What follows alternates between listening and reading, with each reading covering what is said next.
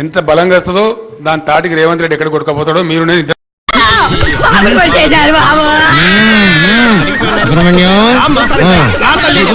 దీన్ని పొడి చేస్తే పేడదు లేదు. టీఆర్ఎస్ 14 లేదా 12 ఆశ్చర్యకరమైన ఫలితాలు వస్తాయి.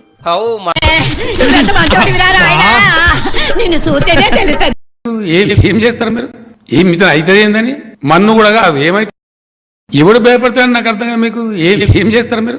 ఏం మితం అవుతుంది ఏందని మన్ను కూడా కాదు. ఏమైతే ఢిల్లీలో చక్రం తిప్పుతానంటూ గొప్పలు చెప్పిన కేసీఆర్ సొంత రాష్ట్రంలో చతికిల పడ్డారు.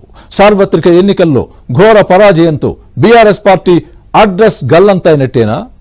కేసీఆర్ అహంకారపూరిత వ్యవహార శైలిని తెలంగాణ ప్రజలు పూర్తిగా వ్యతిరేకించారా? కాళేశ్వరం అవినీతి, కవిత లిక్కర్ స్కామ్ కేసీఆర్ కు మాయని మచ్చగా మారాయా? ఓ పక్క కాంగ్రెస్, మరో పక్క బీజేపీ దెబ్బతో బీఆర్ఎస్ శకం. ఇలా కాంగ్రెస్ కనీసం 9 స్థానాలలో 3వ స్థానంలో ఉంది. 9 స్థానాలలో 3rd ప్లేస్లో ఉంది.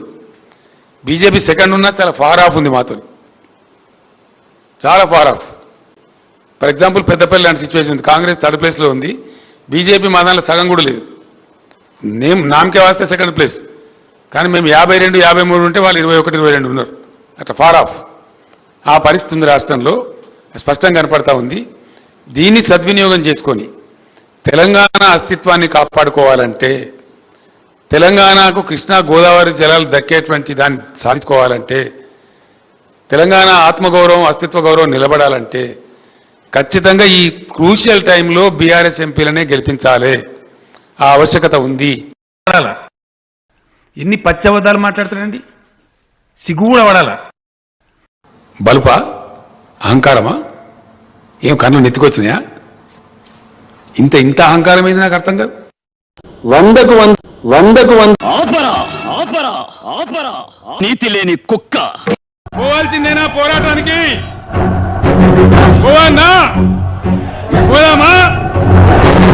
బయలుదేరమంటే ఢిల్లీ కోట బద్దలు కొట్టడానికి కూడా నేను సిద్ధంగా ఉన్నా, కొట్లాడతాను. మనం చేస్తా ఉన్నా.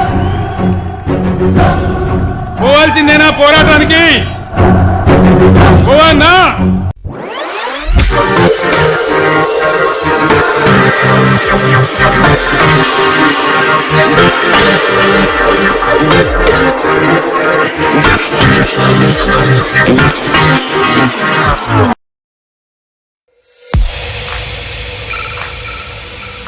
సుబ్రహ్మణ్యం, ఆవిడ సంగతి చూసుకోవయ్యా, ఆవిడ తీయండి అయ్యా, ఆవిడ బాధ ఏంటో చూడండి. 100%. ఆంధ్రప్రదేశ్ నుంచి మాకు ఇవాళ 1,00,000 ఫోన్లు వచ్చింది. 1,00,000 పైన ఇంకా ఉన్నాయి. కట్టల మెసేజ్లు, కథలు. మునిపేమో అవ్వచ్చు, టెలిగ్రామ్ వస్తాయి, అన్నర్తని వాట్సాప్, SMS అడ్డగోలుగా మా వాళ్ళ ఫోన్లు వలిగిపోయే పరిస్థితి. ఆనెస్ట్గా చెప్తున్నాయి, ప్రామిస్, ఐఎమ్ నాట్ జోకింగ్. మీరు ఏపీ రాజకీయాల్లో కలగజేసుకోవాలి అని అడుగుతున్నారు. నేను చెప్పిన 100% దేశ రాజకీయాలు బాగా చేసే క్రమంలో తప్పకుండా తెలుగు ప్రజల గౌరవం పెరగాలంటే మనం కూడా మంచిగా కలిసి పనిచేయాలి, చేస్తామండి. అండ్ ఇప్పుడు చంద్రబాబు నాయుడు గారు వచ్చి మా దగ్గర పనిచేసిండ్రు, నేను పోయి ఆడ పనిచేద్దాం రాండి, మాకు లేదా? అది ఇప్పుడు మనం బర్త్డే పార్టీ చేస్తామై మన పిల్లలు రిటర్న్ గిఫ్ట్ ఇస్తామా అయ్యమ్మా?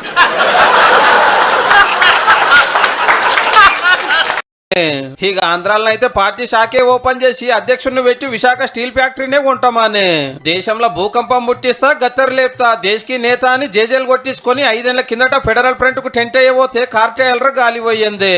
ఇప్పుడు సంకీర్ణ సర్కార్ నేనే ప్రధానమంత్రి అంటే గులాబీకి గుండు సున్నా వచ్చింది. అదే చంద్రాల్ సారు పార్టీ పేరు మార్చలేదు, ఆంధ్ర దాటలేదు, ఏ రాష్ట్రానికి కోలేదు, ఏ లీడర్ ను గెలవలేదు, కండువాలు గప్పలేదు, ఏషాలు కట్టలేదు. నా రాష్ట్రమే నాకు ముఖ్యము, నా జాగలో నేను గెలిస్తే చాలని కష్టపడ్డాడు, బంపర్ మెజార్టీ కొట్టేండు. నేను ఇవాళ ఈ వేదిక మీద నుంచి ఆ సొల్లు వాగుడు వాగే కేటీఆర్ కి సవాలు విసురుతున్నా. బిడ్డ, ఇవాళ నేనే ముఖ్యమంత్రి, నేనే పిసిసి ప్రెసిడెంట్ను. రేపు రాబోయే పార్లమెంట్ ఎన్నికల్లో నేను సవాలు విసురుతున్నా.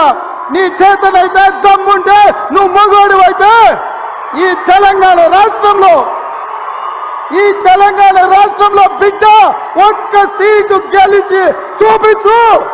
నీ అయ్యా నువ్వు వస్తావో, నీ అయ్య వస్తాడో మా కార్యకర్తలు చూసుకుంటారు. బిడ్డ, నువ్వు అనుకుంటున్నావా అల్లా తప్పగాడని? అల్లా తప్పగాలం కాదు, అవులగాళ్ళలాక అయ్య పేరు చెప్పుకొని కుర్చీలో కూర్చోలేదు సన్నాసోడా. నేను ఇవాళ ఈ